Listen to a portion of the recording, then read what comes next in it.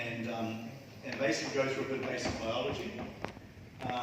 And that's basically because when all of us went to school, we didn't know about chaperone proteins. Although there's a lot of publications. If you go to PubMed, National Institutes of Health, you see a lot of publications. Most of them are hypothetical. Very, very few of them actually use chaperone proteins. I'd like to acknowledge our colleagues that help with this around the world. We have set up the International Chaperone Protein Research Initiative at the University of Kentucky, of which Professor Chaperone is part of.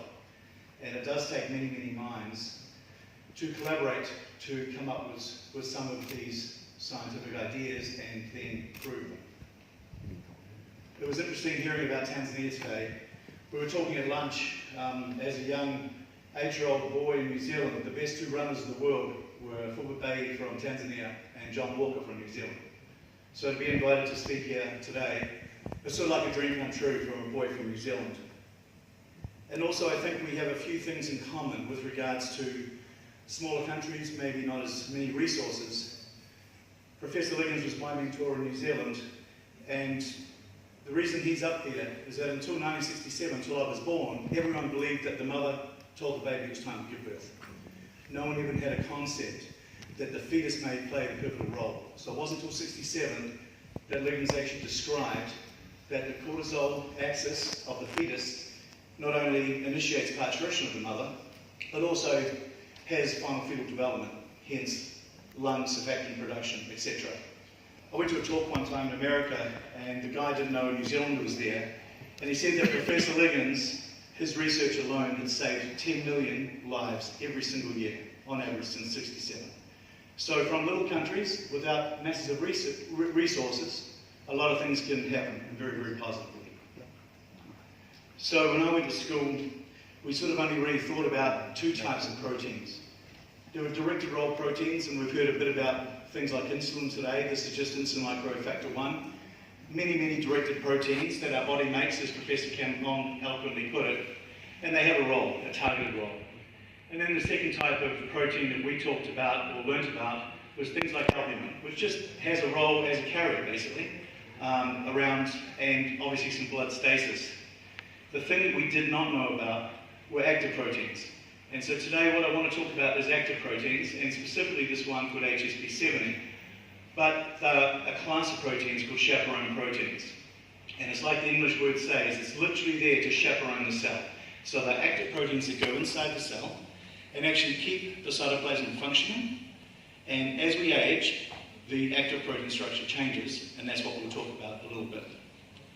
One of the reasons that I've been doing things with Professor Chaperone is I found that we actually had quite a lot of science in common. So many of the effects that happen with mesenchymal stem cells are also described by the chaperone protein axis. So then, what are we talking about? I'm saying, as you'll hear in the talk, that when I was a baby, or when I was 9 watching Full Bay run, I basically had very, very good chaperone proteins inside my cell. Now, after a lot of international trips and too many beers, my chaperone proteins aren't quite so good. However, if I had a way to reverse that process and put chaperone proteins back inside my cell, that might drive them into a healing and regenerative phase. And with mesenchymal stem cells, they have the same goodies in them. So I think we might actually be talking about some quite similar things. So a lot of this stuff has been covered already. But people, like to use a lot of these buzzwords these days about sickling, exosomes. Seems to me sometimes research groups, when they come to a dead end, they come up with another term. We look at a lot of these things, and I'll be the first one to say today that we don't really understand everything. Again, if you go to National Institutes of Health and look up chaperone proteins, there's thousands of papers, virtually all of them hypothetical. And people know they're extremely important, but some of the basic research hasn't been done, and that's what we're attempting to do now. So Professor talked about the DNA signal today, and that's a really important part of the cell function. But the basic concept that I'd love everyone to walk away from today is that if I'm going to transcribe a gene, it's going to try to go into my cytoplasm, to my ribosome, and it's going to try to make a protein. I will not be able to make a protein if my cytoplasm is already full of junk protein. So as we get old, our cells fill up, with junk, and basically we end up getting sludge inside our cell. So that's a bit of what I'll talk about today, is literally not trying to be too simplified, but if you read any of my published work, it's very, very simple, a bit like me. And there is just a simple technique, I think, that we've been talking about. So I'm going to talk about this thing called HSP70 today, but essentially there are lots of chaperone proteins. And so I don't want to sort of belittle the other ones. You'll hear about HSP10, 40, 90. The interesting thing is they're only called HSP because they found originally, when they tried to kill animals with heat, specifically birds, the ones that survived made this magical protein. And it was called HSP, heat shock protein, because they tried to shock them with heat and they would live. So it's only called 70, and all the other ones are all called their 10 and 40 and 90 and 110, that's how big they are. So sometimes science can be quite simple. So chaperone proteins live inside our cell, and they are the basic function of regeneration inside our cell. They also have a couple of really important roles, and that's to actually fold proteins inside our cell and get those proteins out into our system. So if I made some insulin, if it's not folded the right way, it can't even exit my cell. So it's okay for transcription and translation to work okay, but I might just end up with a whole heap of insulin, not folded right, sitting inside my cell. That's good for no one.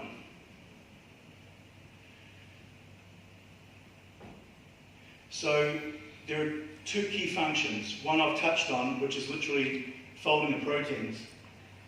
And another one is actually when we make a bad protein, it's been well shown in genetic mutants that even bad proteins can be folded and that badness covered up. So even some point mutations can be covered up with chaperone proteins so that they can be presented and actually be bioactive in the cell.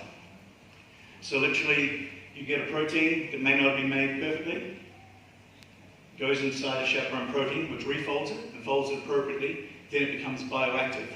So if you remember when we all went to school, the lock and key model of how things work with regards to receptor, then you can imagine that if things aren't folded exactly right, if your insulin is not folded exactly right, then it's not going to fit into the lock and key model.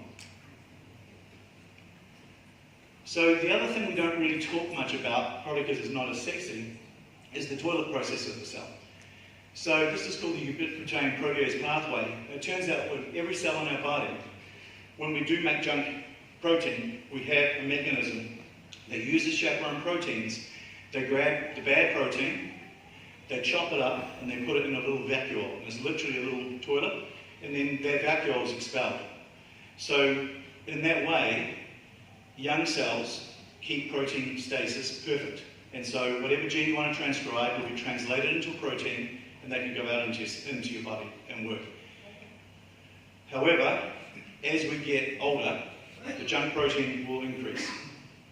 So essentially, I don't want to treat everyone like we're back at university, but chaperone proteins are very, very important with regards to the running, the internal running of the cells. In fact, a young lady in Thailand was interviewing me, and she said, there was a bit of a language barrier, and I wasn't making myself clear, and she said, oh, so this is like the policeman of the cell. And I said, actually, it's a really good analogy.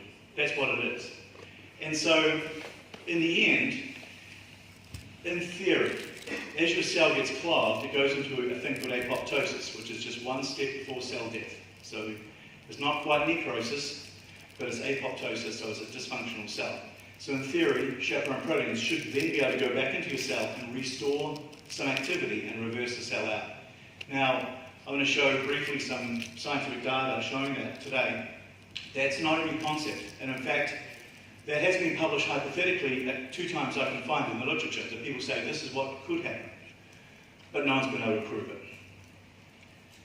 So this is just a concept of aging, and I know people were just talking about biological age, but it is a true concept. So again, me as an example, my chronological age is 51, but through my lifestyle I'm probably about 65. You just have to look at my face. It was a joke.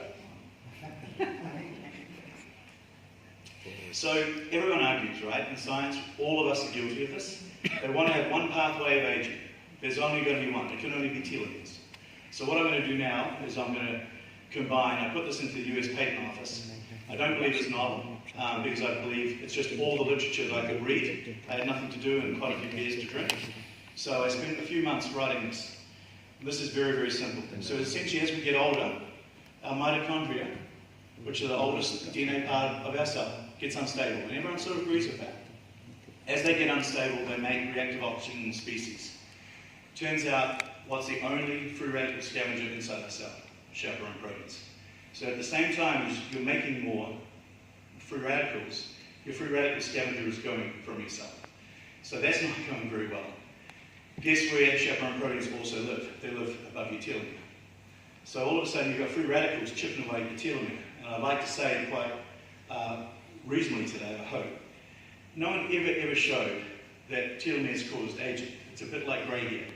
Grey hair doesn't cause aging, but when you get old, you have a bit of grey hair. So I would like to say that as we get old, the chaperone protein goes, stops protecting us as well, and your telomere gets chipped away.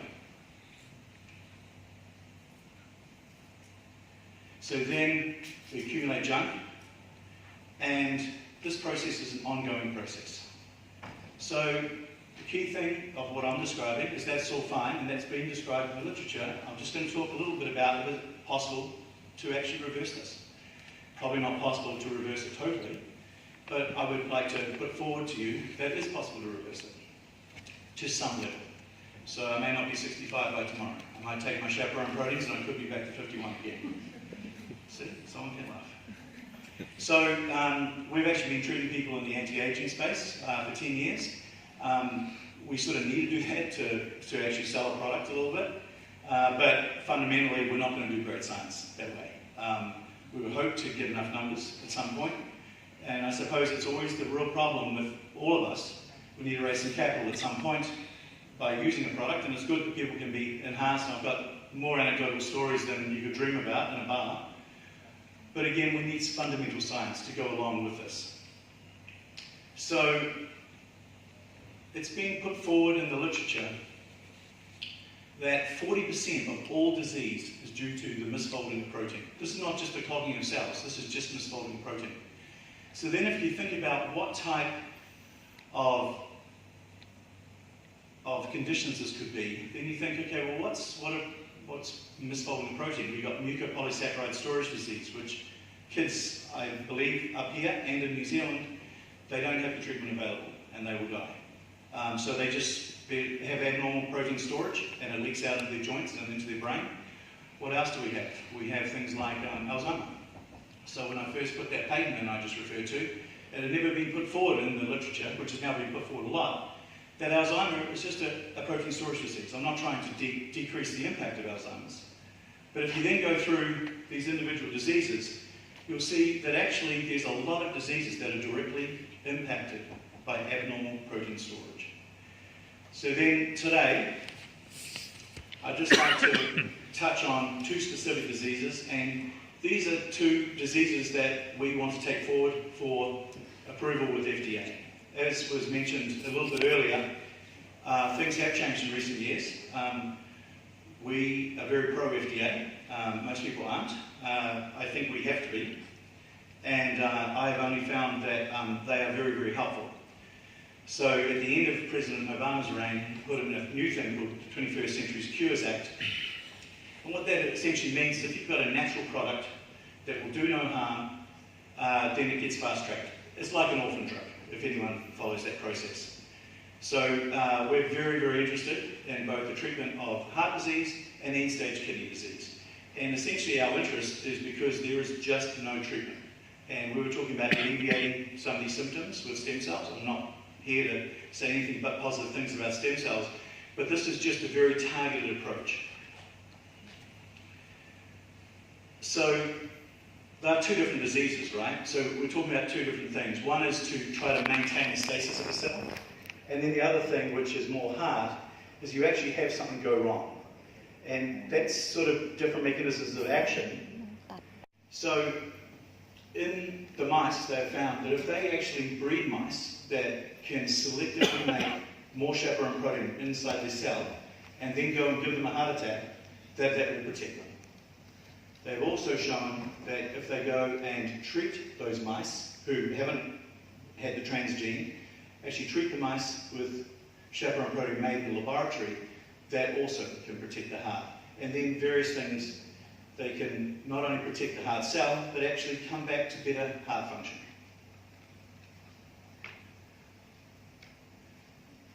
So, contractility long-term, myoblast long-term, they're very, very important things. Where we've been focusing is we have a biological source of heat shock protein 70 and all the other heat shock proteins that I mentioned. So chaperone proteins actually encompass all of those because we don't talk about this really in a sort of big public forum. We actually make them in New Zealand. We extract the chaperone proteins out of the pregnancy of a sheep at a very specific time. We do it with the government. All things like this must be done with the government in New Zealand.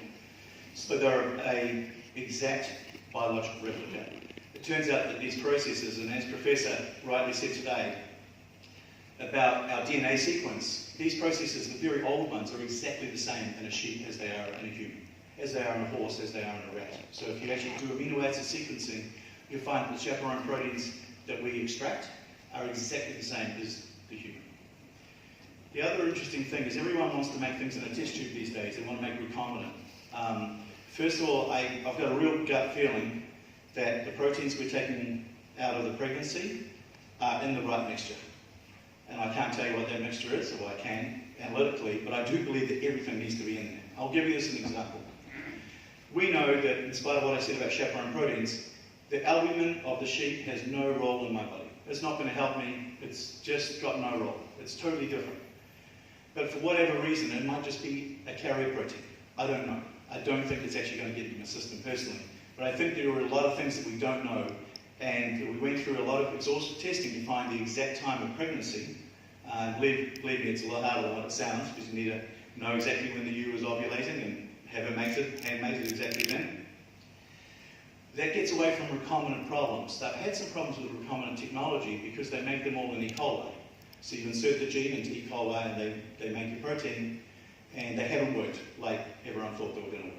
So it's going to be many, many years, if not decades, for this to be registered with humans. They think that maybe a piece of the fat of E. coli gets on them. So our second thing, and I'm just going to briefly go over, is our science. So before I've just summarised the last 24 years of my life. That's why I look like I'm 65. It's not the beer. Before we went too much further, we wanted to have a definitive model so that I can say to my kids here, Daddy wasn't barking up the wrong tree, you know? So we thought, okay, what's one thing, given all of those things, what would be the worst cell to try to bring back? And it would be the chronic kidney. Because in theory, if we treated a kidney, then this bad-looking kidney here, if it is what I said it was, those cells are not all dead. In chronic kidney failure, I would like to say that a lot of people have presumed that the cells are dead, but in fact they're just clogged. They're in that last stage before cell death, they're apoptotic, but they're not necrotic yet. So what would be the hardest thing? The hardest thing that would be definitive proof would be see if we can get those cells to come backwards. And how can we measure that? You can measure glomerular filtration, and that's all good, but are they going to ever give us ethical approval to do this in the human? Of course not. This slide is just trying to point out in America that it costs $90,000 every year just to keep one patient on dialysis. This is a very, very, very big problem. So believe it or not, my first degree is a veterinary surgeon. I'm a veterinarian from New Zealand originally before I went to America. If you keep a cat in this beautiful room here and fed it and all that, then get knocked by a car, it's going to die of kidney disease. It's just every single animal seems to have a thing it dies of. Cats are kidney disease. So we have the last academic cat unit in the world that we know of at Massey University in New Zealand. So they ran the study for us so that people couldn't come back and say that Dr. Patrick, he doctored those results, you know. So end-stage kidney disease, we split the cats up. And the first thing is we need to make sure, are these really end-stage kidney disease? So is there glomerular filtration of the kidney, which can be measured through a real fancy way in the cat? Is it actually decreasing? So first of all, we can answer this question. So in our control cats, our glomerular filtration is decreasing over our study period. And out of interest, which is just sort of scientific interest, boys were decreasing more than girls. which sort of could answer Professor Campon's thesis before. So after the study period, what happened to our treatment cats? Well, it turns out that their glomerular filtration significantly increased, both in girls and in boys. So this is the first time, to our knowledge, that anyone has shown that you can get kidney function back. And what I said originally is if we could get kidney function back, we would think it's through this process. So now we have to have some type of, I have to give you some scientific evidence that it is through this process. So if we look at that HSP70 I keep talking about, which again is just one chaperone protein, but probably a very important one and what we have tested the most of, then we found out in the cat that our controlled cats, their chaperone protein actually stayed the same in their blood, and then our treatment cats significantly increased. So we know that we're having an effect, not just a clinical effect, but we could measure this. So this is what we are now going and doing in the human.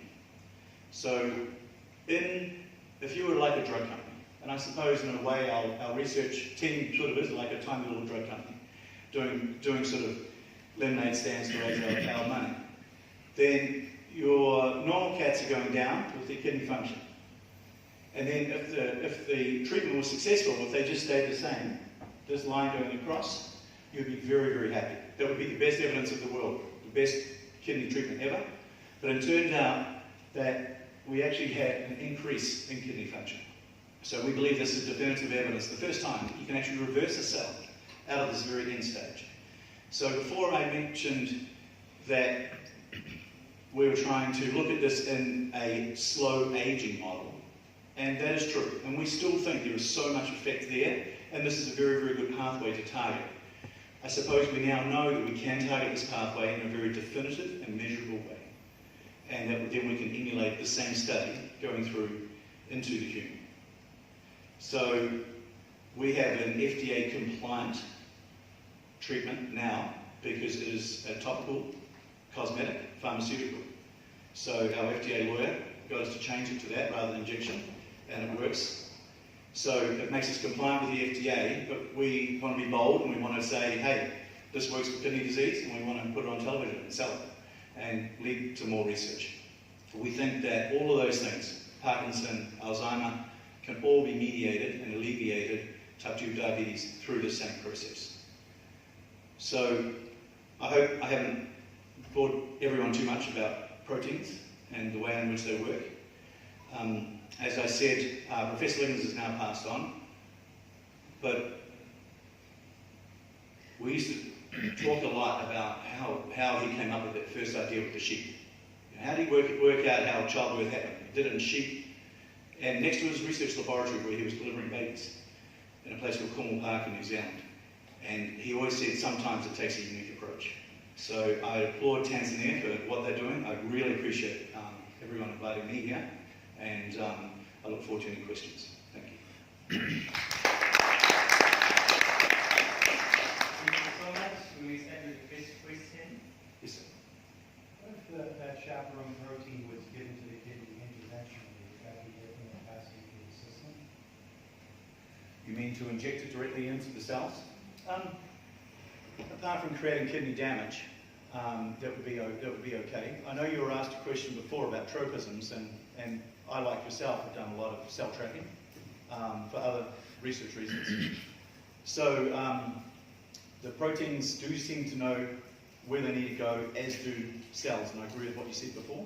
There are tropisms where we don't know that damaged cells are putting out signals, and we don't know exactly what they are. So I think that I was saying at lunchtime, I was very surprised. I thought that changing to a topical treatment would be less effective than injection, because we started as injection and we had very strong biomarkers as to what we were treating, and topical is actually slightly better. So I don't think injecting closer to the target necessarily helps in this approach. It's quite a natural approach, and this is just a bit scientific mumbo jumbo, but if I injected myself with testosterone now, I might have a peak for the next 12 hours, okay, and then it's going to wane. But it turns out with chaperone proteins, it's a very long-term effect, so we know that there's a secondary effect. So I would say to you, I think that not only the proteins know where to go, they go inside that cell. As they start to clean the cells up, the cells start to get better themselves and make their own chaperone proteins. Just the second part of that, is it possible if there is secondary rate on the chaperone protein that is creating that effect? Always possible for anything. I'd be the first guy to say that. It just, you know. So what he's saying is it possible that it gets chopped up into 5 parts and all 5 parts work slightly differently? Yeah, sure. We don't know, but it's always possible. I would never say no.